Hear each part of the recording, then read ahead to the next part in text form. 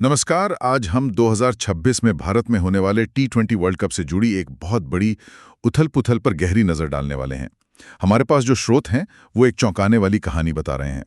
कहानी ये है कि बांग्लादेश ने टूर्नामेंट से हटने का मन बना लिया है और जैसे ही ये खबर आई, पाकिस्तान में भी बहिष्कार की मांगें उठने लगी हैं। तो आज की हमारी इस पड़ताल का मकसद ये समझना है कि इस पूरे ड्रामे के पीछे की असली वजह क्या है। क्या ये सिर्फ क्रिकेट है या क्रिकेट की आड़ में कोई बड़ी जियोपॉलिटिकल शतरंज की बिसात बिछाई जा रही है? आपने बिल्कुल सही नब्ज पकड़ी है। ये सिर्फ एक टीम के टूर्नामेंट से हटने की खबर नहीं है। अगर हम इसे बड़ी तस्वीर से जोड़कर देखें तो ये अंतर्राष्ट्रीय क्रिकेट में जो पावर बैलेंस है, खासतौर पे बीसीसीआई का जो बढ़ता प्रभाव है और उसे चुनौती देने की एक बहुत ही साहसी या शायद नादानी भरी कोशिश है।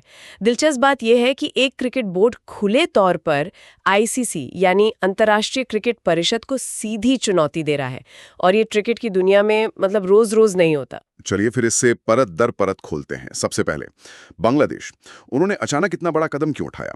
आधिकारिक तौर पर जो वजह बताई गई है वो तो और भी हैरान करने वाली है। सूत्रों के मुताबिक बांग्लादेश क्रिकेट बोर्ड ने भारत में सुरक्षा स्थिति का हवाला दिया है। कह रहे हैं कि वो अपनी टीम को भारत भेजने में सहज नहीं है। और यहीं से ये मामला मतलब उलझना शुरू होता है। देखिए, इंग्लैंड, ऑस्ट्रेलिया, न्यूजीलैंड, दक्षिण अफ्रीका, यहाँ तक कि पाकिस्तान ने भी अब तक भारत में सुरक्षा को लेकर कोई आपत्ति नहीं जताई है। ये सभी टीमें यहाँ आकर आईपीएल खेलती हैं, द्विपक्षीय सीरीज खेलती हैं। तो सवाल उठता है कि आखिर बांग्लादेश को अचानक ऐसा कौन सा खतरा नजर आ गया जो दुनिया की किसी और क्रिकेट टीम को नहीं दिख रहा। सही बात है। ये सुरक्षा वाली दलील थोड़ी थोड़ी खोखली लगती है, और शायद इसीलिए वे सिर्फ ये नहीं रुके। हमारे सूत्र बताते हैं कि बांग्लादेश क्रिकेट बोर्ड ने आईसीसी पर दोहरे मापदंडों अपनाने का सीधा आरोप लगाया है। ये तो एक बहुत गंभीर इल्जाम है। वो किस तरह के दोहरे मापदंड की बात कर रहे हैं? यस, ये इस पूरे मामले का सबसे अहम पहलू है। जब कोई बोर्ड डबल स्टैंडर्ड्स की बात करता है तो वो सिर्फ मौजूदा टूर्नामेंट की बात नहीं कर रहा होता। इसका इशारा अक्सर किसी पिछले या भविष्य की घटना की तरफ होता है। कई जानकार मानते हैं कि इसका सीधा कनेक्शन 2025 में पाकिस्तान में होने वाली चैंपियंस ट्रॉफी से हो सकता है। अच्छा, तो आप कह रही हैं कि ये लड़ाई 2026 वर्ल्ड कप की नहीं बल्कि 2025 चैंपियंस ट्रॉफी की है। ये तो बहुत दिलचस्प मोड़ है। मुमकिन है, बिल्कुल मुमकिन है। देखिए, भारत ने पाकिस्तान में खेलने को लेकर अपनी स्थिति साफ कर दी है और कई दूसरे देश भी वहां की सुरक्षा को लेकर आशंकित हैं। हो सकता है बांग्लादेश का तर्क ये हो कि अगर आईसीसी पाकिस्तान जैसे देश को, जहां सुरक्षा एक वास्तविक और लंबे समय से चली आ रही चिंता है, उसे मेजबानी के लिए क्लीन चिट दे सकता है, तो फिर भारत जैसे देश पर सवाल क्यों नहीं उठाए जा सकते?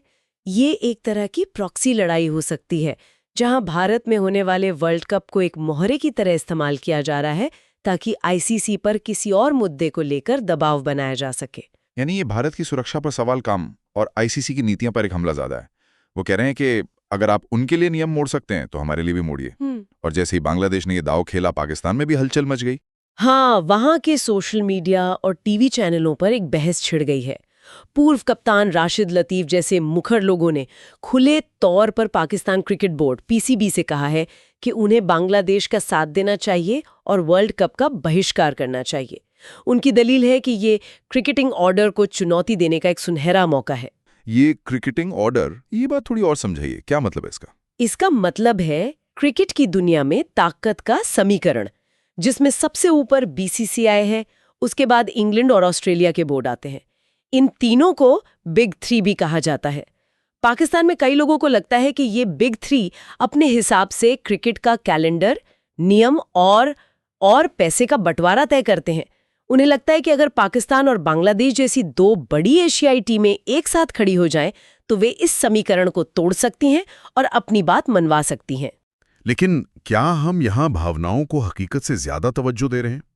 आर्थिक गणित अपनी जगह है, पर क्या दर्शकों का दबाव इतना ज्यादा हो सकता है कि पीसीबी को झुकना पड़ जाए? क्या ये वाकई एक मौका है या सिर्फ एक ख्याली पुलाव? ये बहुत महत्वपूर्ण सवाल है। देखिए, इच्छा और हकीकत में बहुत बड़ा फासला होता है। ये सोचना कि दो देश मिलकर 20 टीमों के वर्ल्ड कप को झुका देंगे, आज की क्रिकेट की दुनिया में ये थोड़ा मुश्किल लगता है।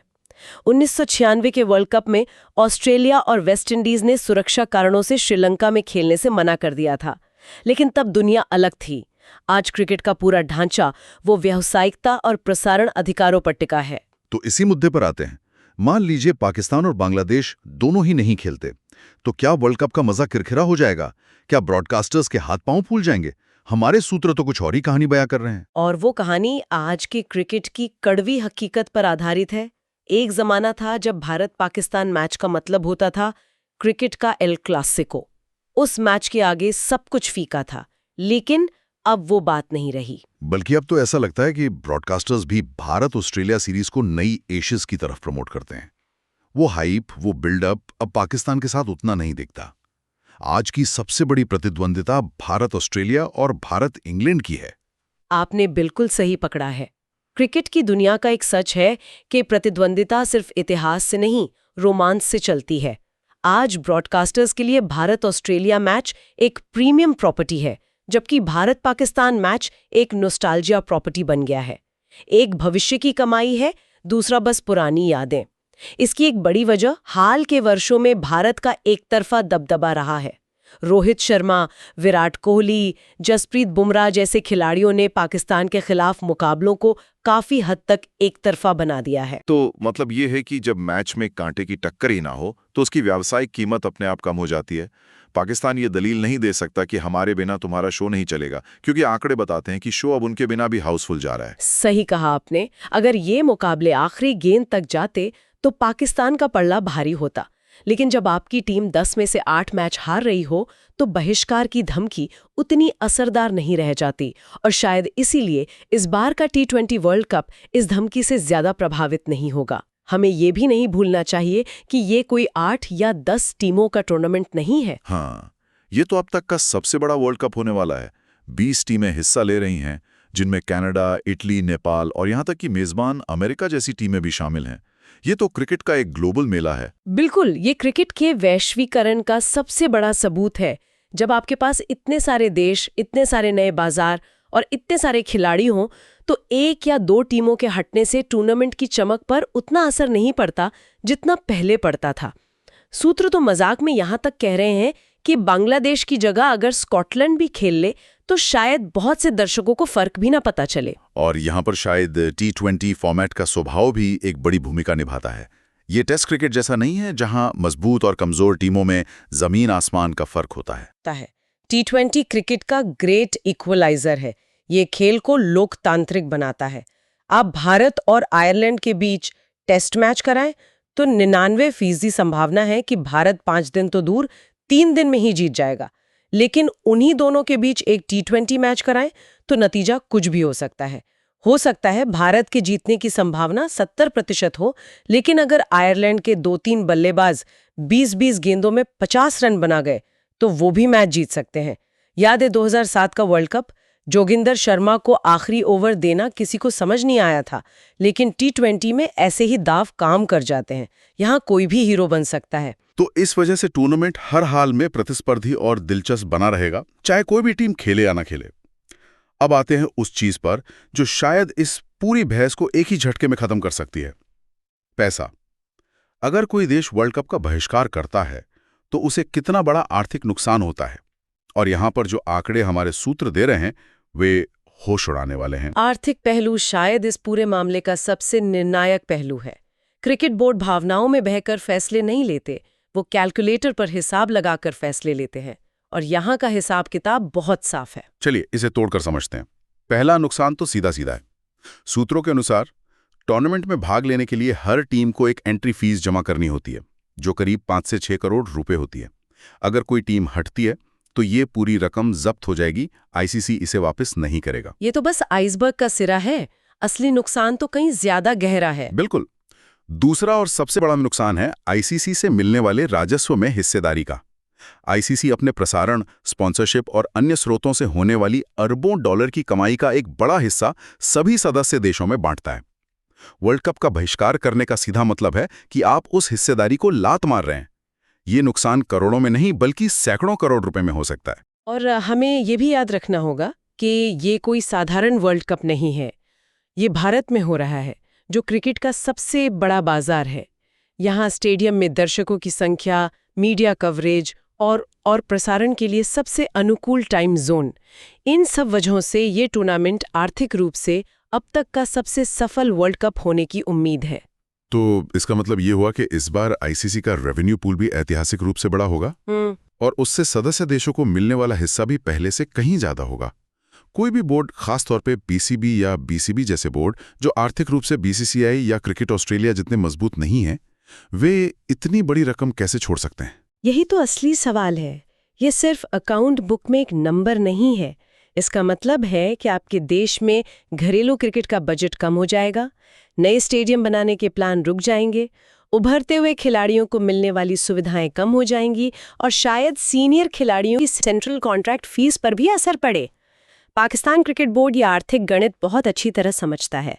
वे एशिया कप जैसे छोटे टूर्नामेंट में अपनी ताकत दिखा सकते हैं जहां 4-5 टीमें होती हैं, लेकिन 20 टीमों वाले वर्ल्ड कप में ऐसा करना आर्थिक रूप से आत्मघाती होगा। तो ये एक राजनीतिक बयान देने और अपने देश में क्रिकेट के भविष्य को दांव पर लगाने के बीच एक सीधी टक्कर है। निश्चित रूप से। और कोई भी समझदार प्रशासक अपने देश के क्रिकेट के भविष्य को दांव पर नहीं लगाएगा। वे जानते हैं कि वर्ल्ड कप में हिस्सा न लेने का नुकसान सिर्फ 1 साल का नहीं बल्कि आने वाले कई सालों तक उठाना पड़ेगा। आईसीसी से आपके संबंध खराब होंगे, भविष्य में आपको बड़े टूर्नामेंट की मेजबानी मिलने में मुश्किल होगी और दूसरे देश भी आपके साथ खेलने से कतराएंगे। तो कुल मिलाकर कहानी ये बन रही है कि बांग्लादेश ने एक बहुत बड़ा और जोखिम भरा दांव खेला है, लेकिन इस खेल में वह अकेला पड़ सकता है। पाकिस्तान में भले ही बहिष्कार के लिए शोर मच रहा हो, लेकिन जमीनी हकीकत यानी आर्थिक और रणनीतिक मजबूरियां उन्हें ऐसा करने से लगभग निश्चित रूप से रोकेंगी। हाँ, और क्रिकेट की दुनिया इतनी बदल चुकी है, इतनी व्यावसायिक हो चुकी है कि अब कोई 1 या 2 देश पूरे टूर्नामेंट को अपने इशारों पर नहीं नचा सकते। खेल अब किसी 1 या 2 प्रतिद्वंदिता से कहीं ज्यादा बड़ा हो गया है। ये नए बाजारों और ग्लोबल दर्शकों का खेल है। तो आज की इस पूरी चर्चा से जो तस्वीर उभरती है वो साफ है। बांग्लादेश ने आईसीसी पर दबाव बनाने के लिए एक बड़ा कदम उठाया है, लेकिन उनके इस दांव के सफल होने की संभावना बहुत कम है। पाकिस्तान के लिए भावनाओं और हकीकत के बीच चुनाव करना होगा, और क्रिकेट की दुनिया में हमेशा हकीकत ही जीतती है, जो कि पैसा और व्यावहारिकता है। अंत में हमारे सुनने वालों के लिए सोचने के लिए एक सवाल ये है कि बांग्लादेश का ये कदम क्या है? क्या ये आईसीसी की नीतियों के खिलाफ एक सैद्धांतिक लड़ाई है, या क्रिकेट में शक्ति संतुलन को बदलने की एक हताश लेकिन साहसी कोशिश? और अगर मान लीजिए वे अपनी बात पर अड़े रहते हैं और सच में पीछे हट जाते हैं, तो क्या ये भविष्य में छोटे क्रिकेट बोर्ड्स के लिए एक मिसाल कायम करेगा कि कैसे ताकतवर संस्थाओं को चुनौती दी जाती है, या फिर ये सिर्फ एक बड़ी गलती का महंगा सबक बन के रह जाएगा?